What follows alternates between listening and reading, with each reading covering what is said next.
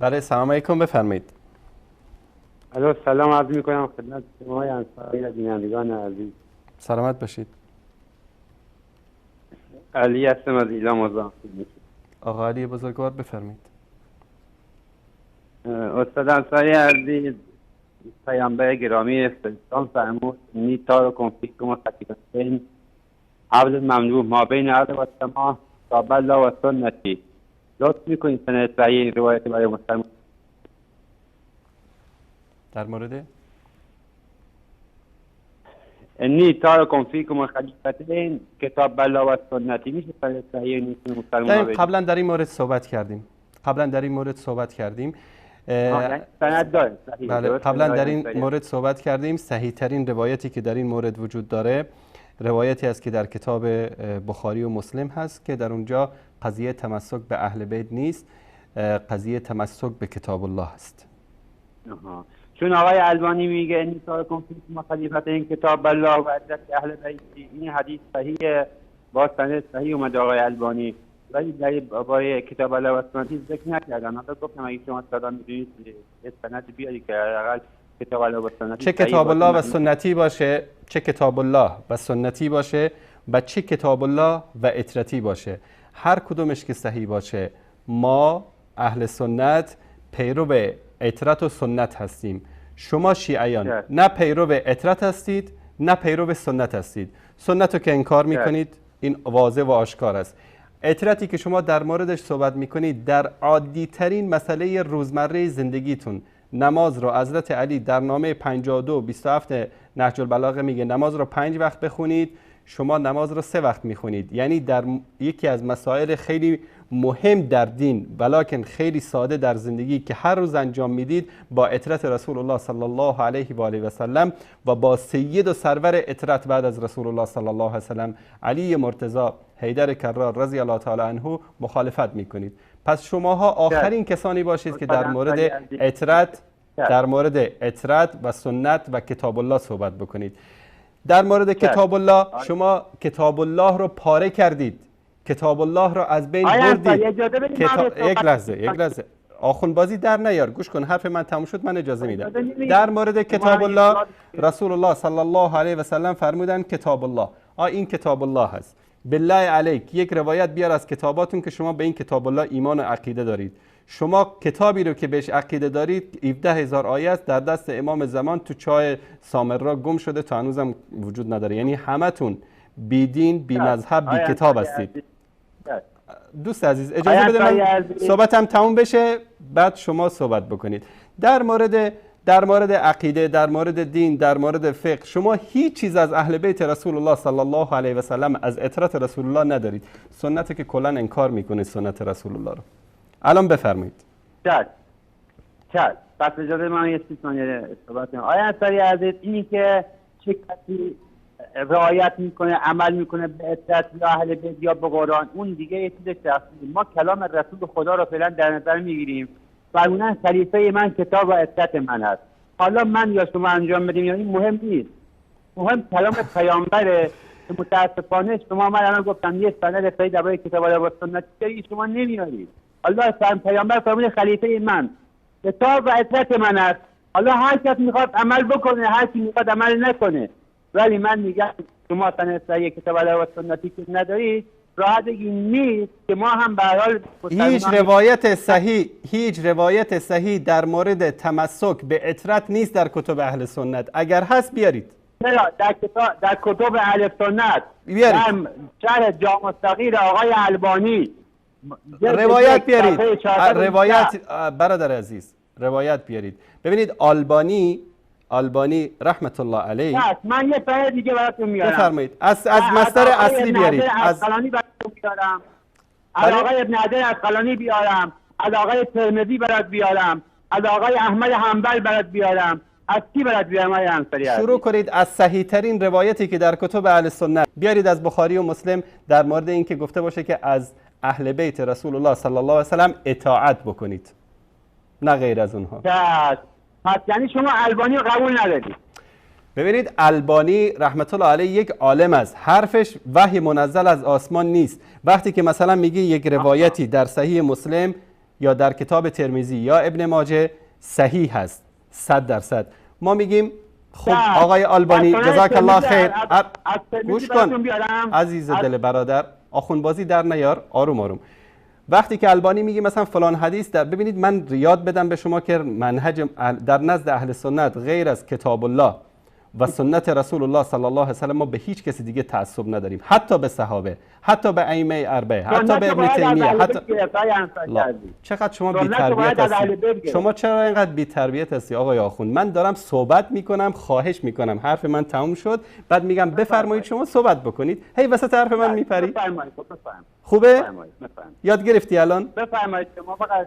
آقای ترمذی مثلا روایتی رو آورده، شیخ البانی رحمت الله علیه گفته این روایت صحیح است.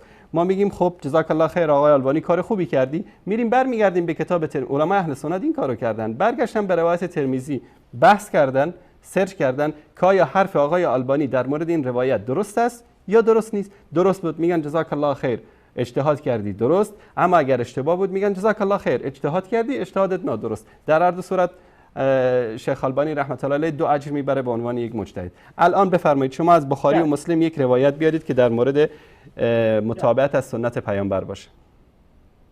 چشم. آیا انصاری عزیز، اولا من گفتم از ترمذی از آقای عسقلانی، شما ابن حجر عسقلانی اگه قبول نداری دیگه فاتحه. آقای محترم به ترتیب بریم، شما همه روایت هایی رو که داری تک تک تک بیار ما بررسی میکنیم. اول از بخاری بسم الله. یعنی شما آقای البانی، آقای ترمذی، آقای عسقلانی، آقای احمد حنبل رو قبول ندارید؟ برادر عزیز شما فارسی متوجه میشی یا نه؟ اول از بخاری و مسلم شروع کن، بعد همینطور تک تک بر اساس صحت روایات شما برو، من بعد میام جلو. خوبه؟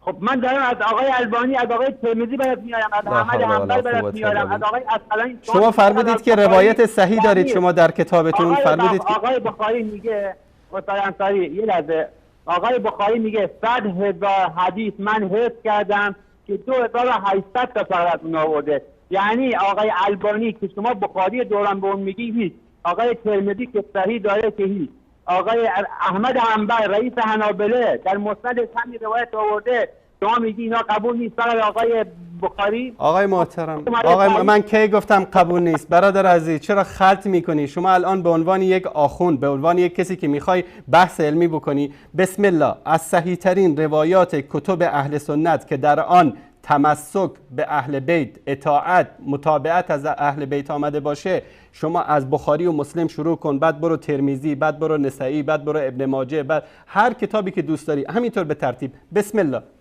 میشنیم. پس من یعنی از آقای عسقلانی و آقای البانی از اونام بیار، از اونام بیار، اما اول شروع کن به ترتیب. اول بریم سر اصل. آقای محترم اصلا از بیننده گرامی من یک چیزی به شما بگم، شما اصلا نمیدونی که آلبانی چی کاره است. آلبانی آقای البانی بخاری دوران شماست. آفرین. آقای البانی از پیامبر حدیث روایت نکرده. آقای البانی کتاب حدیث نداره.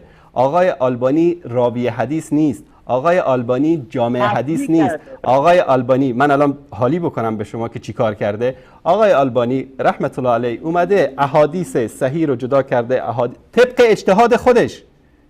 اجتهاد خودش. به حرف البانی 100% برای امت اسلامی حجت نیست.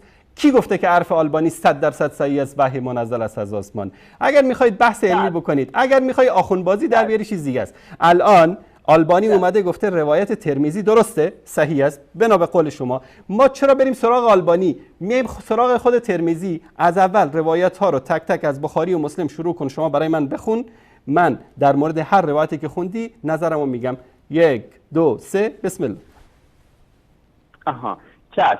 پس شما حرف آقای البانی رو قبول نداری، مشکل نداره. من از آقای شما یا هوشیار برادر عزیز، شما عقل داری، شعور داری. من نگفتم که حرفشو قبول دارم یا ندارم. شما الان حاشیه نرو، یمین و یسار، حرفم تو دهن من نذار. گوش کن. اگر یک کلمه، گوش کن، اینجا وقت بینندگان رو نگیری، یک کلمه یمین و یسار گفتی مجبورم صداتو قطع بکنم. از بخاری شروع کن، مسلم، ترمذی، نسائی، ابن ماجه، به ترتیب احادیثی که تمسک به اهل بیت، اطاعت از اهل بیت باشه ذکر بکن. بسم الله. پس یعنی من همین میخوام بگم، شما آقای ترمذی، آقای البانی، آقای احمد حنبل، آقای ملازاده میگه حدیث صحیحه، آقای ملازاده میگه این روایت صحیحه، شما میخواید بگی نه، آقای هاشمی میگه صحیحه، آقای سجودی میگه صحیحه. کی گفتم نه برادر عزیز، کی گفتم نه؟ من میگم بیا تک تک روایت ها رو بخون، از برای خدا بخون، بسم الله بخون. من دارم روایت البانی اول برات میخونم، بخون روایت از صحیح مسلم شروع کن، تک تک برو، از صحیح مسلم شروع کن، از بخاری شروع کن، بریم جلو. یالا بسم الله. خب آقای بخاری اومده گفته کسانی که اینجا که قلب شیطان دارن قلبشون مثل شیطانه، اونایی که سنت نیست، سنت باید از اهل بیت گرفت. آقای البانی در کجا بخاری گفته سنت رو از اهل بیت گرفت؟ کجا گفته سنت رو از اهل بیت گرفت؟ کجا گفته بخاری سنت رو بعد از اهل بیت گرفت؟ همون جایی که آقای البانی فرمود گفتن انی تارکم فیکم خلیفتین کتاب الله، حدیث بخون از بخاری، حدیث بخون از بخاری. برادر عزیز، آقای آخوند، آقای حجت الاسلام، تو داره فرار میکنی؟ آقای محترم، حدیث بخون، حدیث در بخاری. یک لحظه. حدیث شماره چند در بخاری است که گفته که اطاعت بکنید از اهل بیت؟ حدیث شماره چنده؟ یه 10 ثانیه اجازه بدید. نه یک ثانیه اجازه نمیدم. یک ثانیه اجازه نمیدم. حدیث شماره چنده؟ حدیث شماره چنده؟ حدیث کتاب الله و سنتی گفتم با سند صحیح بیاری که شما نمی‌کنید. حدیث شماره چنده گفته که اطاعت از اهل بیت بکنید؟ حدیث شماره چنده در بخاری؟ کتابی که فرموده انی تارکم فیکم خلیفتین کتاب الله. در بخاری گفته؟ در بخاری گفته؟ در بخاری گفته؟ بله؟ در بخاری گفته؟ مگه شما فقط باید در بخاری بیاد؟ بابا جان قبول ندارید؟ آقای محترم، برای آخرین بار از بس فرار نکن برادر عزیز. برای آخرین بار من بهتون هشدار میدم. برای آخرین بار بخاری، مسلم، ترمذی، نسائی، ابن ماجه، ابو داود به ترتیب همینطور برو جلو. اولین حدیث از بخاری، حدیث شماره چند؟ یعنی شما آقای ملازاده رو قبول ندارید که میگه؟ من شما رو به خدا الان عباس آقا و آقای ابوالفضل، من شما رو به خدا به این آخوند من الان چی بگم؟ شما رو به خدا چی بگم؟ یعنی یک توتی رو، یک جانور رو شما بیاری 4 استخونتون نگه داری، 4 کلمه بهش یاد بدید یاد میگیره. من میگم حدیث بیار. چرا؟ اینو بگم یک روایتی که تمسک به اهل بیت باشه، صحیح سند و متن در کتب اهل سنت وجود نداره. به خاطر همین ای فرار میکنن از بس. فکر کردن که اینجا فلان و علان است که هر چیزی که خواستید بگید و حرف بندازید زبانش و فردا کلیپ درست بکنید. در بخاری نیست، در مسلم نیست و در بقیه کتاب ها روایاتی که از هیچ کدومش خالی از اشکال نیست. به خاطر همین نمیان سر روایت ها و شروع بکنن خواندن روایت و بحث کردن. واقعا من متاسفم به عقل شما آخونده.